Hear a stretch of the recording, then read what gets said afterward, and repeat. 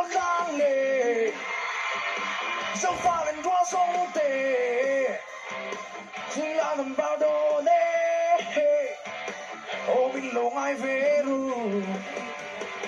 bên không lẽ chính trăng nề suy lung cần đua khang nghề nhưng lại cần bao lô nghe tu tâm cần ai bị lâu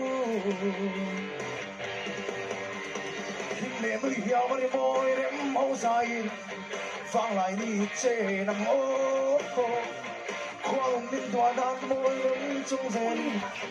cần đông ta để xa dòng ô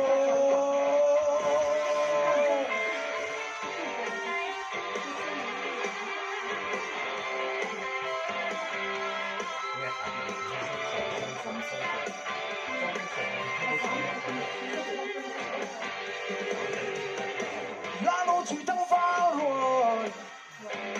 liên minh thì la băng thuộc tiếng càng xây lên na cần trôi về đâu lông đi mà sao càng people tê áp thân dài thăng phố đi nhưng dài em vô lại khơi ăn sao mày đồ đem đi để tôi hiểu đi môi đêm hô dài vang lại đi chê nằm ô qua lòng tin tỏa ta đi môi đứng trong rền cần năm ta đi xa dòng ô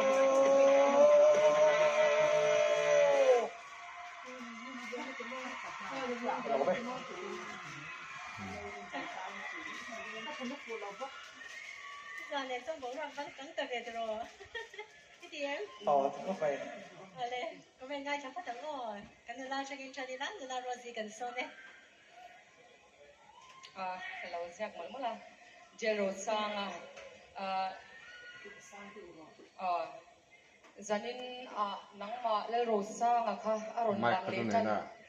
son bulan ko dala ma ka rawang ra le ro sang hi ke chu nya mishingin du dan te nang lawa ke ma chuan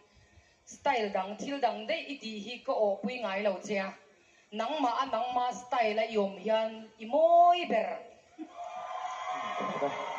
thil dang vak hi tum ve buai du su